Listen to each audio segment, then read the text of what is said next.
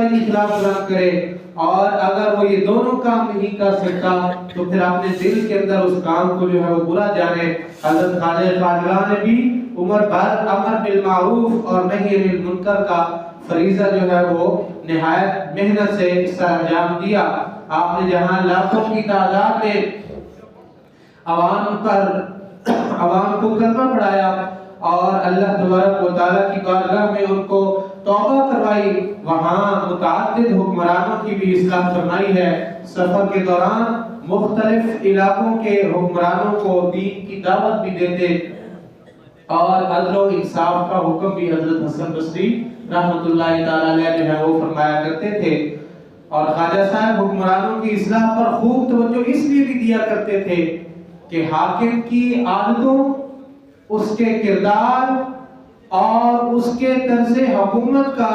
رعایا پر گہرا اثر ہوتا ہے۔ اگر حاکم سنور جائے تو شہری بھی سنور جاتے ہیں، اور حاکم جو ہے وہ بگڑ جائے تو پھر شہری بھی اس کے جو ہے وہ بگڑ جاتے ہیں، پھر رعایا بھی بگڑ جاتی ہے۔ خلیفہ عادل سیدنا ابو حفص عمر بن عبد العزیز رضی اللہ تعالی عنہ کے دور کے چرواہے بیان کرتے ہیں کہ کانت الشاء وضع ترعى فی مکان واحد، فرماتے ہیں کہ آپ کے عدل کی ایسی برکت تھی، حضرت عمر بن عبد العزیز کے انصاف کی ایسی برکت تھی کہ بکریاں اور بھیڑیا ایک ہی جگہ پر چرا کرتے تھے، مگر کسی بھیڑیے کی ہمت نہیں ہوتی تھی کہ وہ کسی بکری کے اوپر جو ہے ظلم کیا کرے۔ اور ایک چرواہے کا یہ بھی کہنا ہے فَبَيْنَا نَحْنُ ذَاتَ لَيْلَةٍ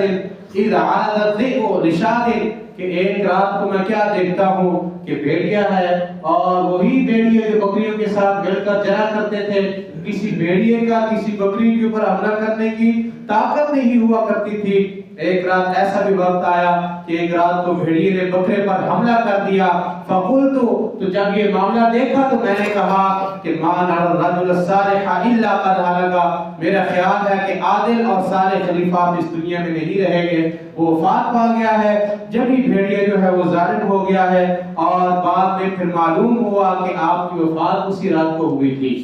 حضرت خواجہ خواجگان رحمۃ اللہ تعالی علیہ آپ حکمرانوں کی اس لحاظ سے جو ہے وہ اصلاح کیا کرتے تھے۔ اس واقعہ سے معلوم ہوتا ہے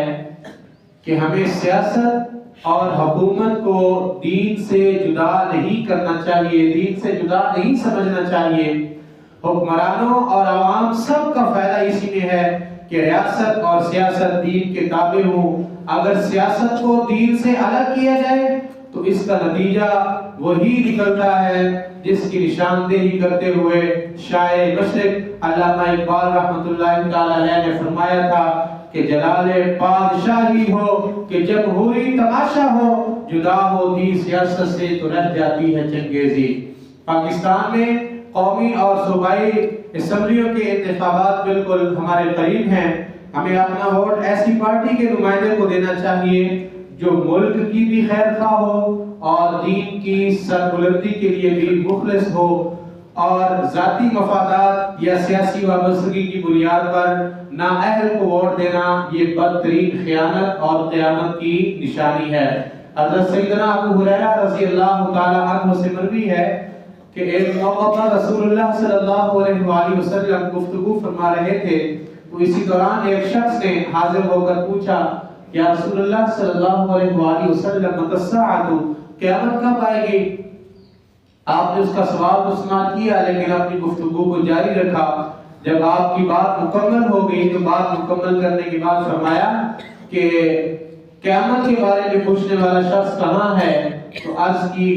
یا رسول اللہ میں حاضر ہوں۔ تو آپ علیہ السلام نے ارشاد فرمایا کہ تم نے پوچھا تھا کہ قیامت کب آئے گی، اس کی علامات کیا ہیں؟ تو کریم آقا علیہ السلام نے فرمایا سنو، فَإِذَا ضُيِّعَتِ الْأَمَانَةُ مَنْ فَانْتَظِرِ السَّاعَةَ، فرمایا کہ جب امانت کو ضائع کیا جانے لگے تو پھر تم قیامت کا انتظار کرنا۔ شخص عرض کرتا ہے یا رسول اللہ امانت کیسے ضائع کی جائے گی؟ تو آپ علیہ السلام نے ارشاد فرمایا اذا وسد الامر الى غیر اہلہ فانتظر الساعۃ، فرمایا کہ جب نہ اہلوں کو منصب دیے جائیں گے تو قیامت کا انتظار کرنا، یعنی پھر قیامت ہی واقع ہوگی۔ احباب ذی وقار ان تمام تر تعلیمی پہلو کی مد نظر جن خدام دین کی کوششوں کے عالمی سطح پر اثرات مرتب ہوئے، ان میں جہاں پر ہمیں بہت بڑے بڑے نام نظر آتے ہیں، ان میں سے ایک نمایاں نام نائب رسول، غریب نواز، خواجہ خواجگاں حضرت سیدنا حسن بصری رحمۃ اللہ تعالی علیہ کا بھی ہے۔ آپ نے دین مدین کی یوں خدمت کی کہ آپ کو معین الدین کہا جاتا ہے، دین کی مدد کرنے والا آپ کو کہا جاتا ہے۔ ایسی ہی ہستیوں کے متعلق اللہ تبارک و تعالی اپنی لا ریب کتاب کے اندر ارشاد فرماتا ہے، یا ایھا الذین آمنوا اتقوا اللہ وکونوا مع الصادقین، اے ایمان والو اللہ تبارک و تعالی سے ڈرتے رہو اور سچوں کے ساتھ ہو جاؤ۔ آپ کا وصال مبارک 6 رجب کو ہے۔ آپ کے وصال کے متعلق ہی جو ہے آج کے اندر ہم نے وہ گفتگو کی۔ بلا شبہ آپ کی روشن تعلیمات عصر حاضر کے فتنوں میں